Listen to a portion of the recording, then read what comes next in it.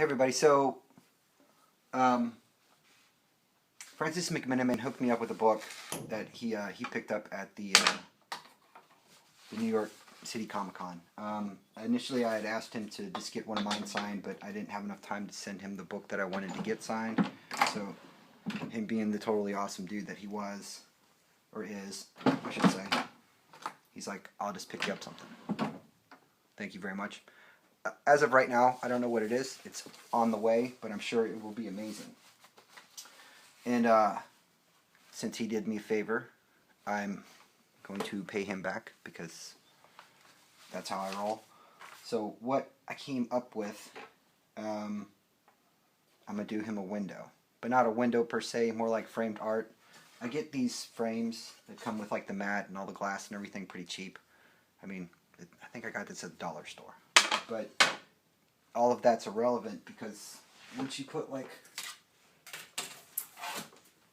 you know, you put the backpack in it, and then with the glass, this has got structural integrity to it.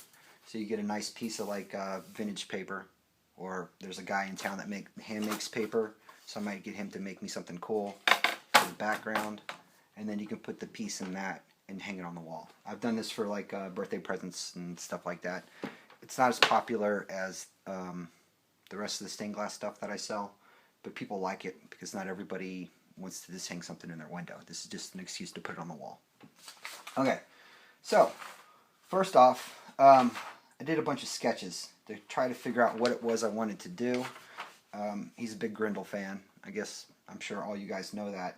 So I just drew a bunch of pictures of Grendel, pretty much, sketch-wise. Like, I don't know if you can see it. That one I thought would have been really cool. This was something I messed around with for a little bit, not so much. And then I went online to get, you know, some reference ideas on Grendel and make sure I had his mask right because he has a very distinctive pattern. And I found a picture that I absolutely positively loved. And it looked like a print or sketch that, unless I'm mistaken, Francis has already got. So I did a sketch of the design I found online. Initially, the roses were a little bit smaller and there was more of them, but I can't get much smaller than some of the details I already have in this to work in glass.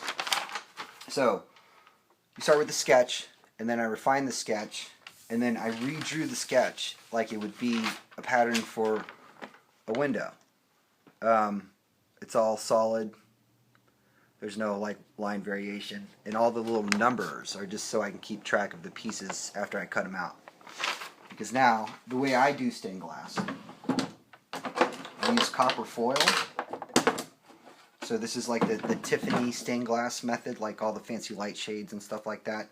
And this is self-adhesive copper tape. So you take your piece,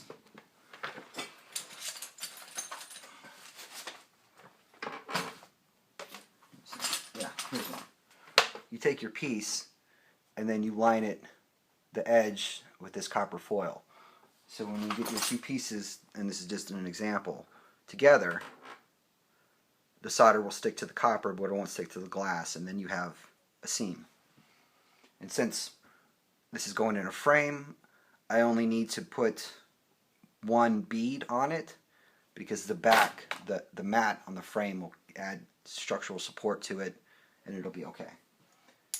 And the other advantage to doing that is you can vary the width of the overlap on the foil, if that makes any sense, because the foil comes in different thicknesses and I even have sheets of it, so I can pull off some of the detail, like the eyes on his mask. The inside cut right there on the black, there's no way of doing that in stained glass.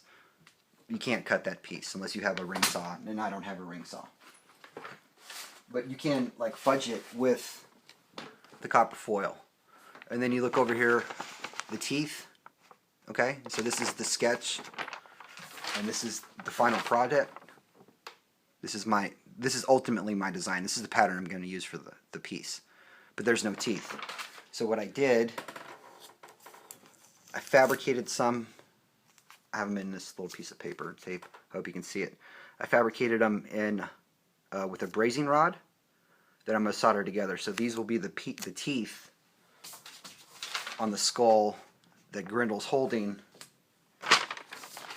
so it looks more like the initial design. Let me put that up. Okay, now what I have to do, since this is the method that I use, there's other ways of doing this, and there are people that do it different ways. This is just how I do it. This is how I like to do it. This is the fun part for me once you get past the whole design.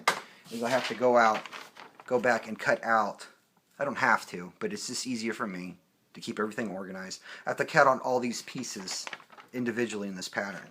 Now, if I just used, I used this. This was just I took this to work and made some notes off of it and changed some stuff. This was like my initial design.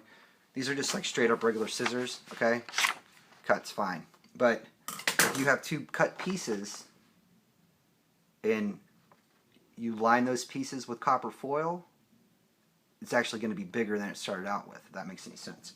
So then you need these fancy scissors. I don't know if you can tell, but there's like, it's two blades on the bottom. So it doesn't cut on the line, it cuts out the line.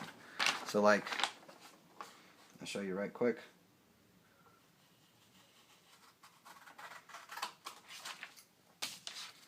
You end up, come on,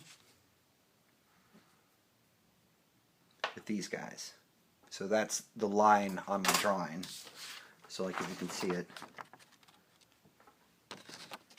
it cuts out the space, and that's the space that's occupied by the foil after you wrap the glass.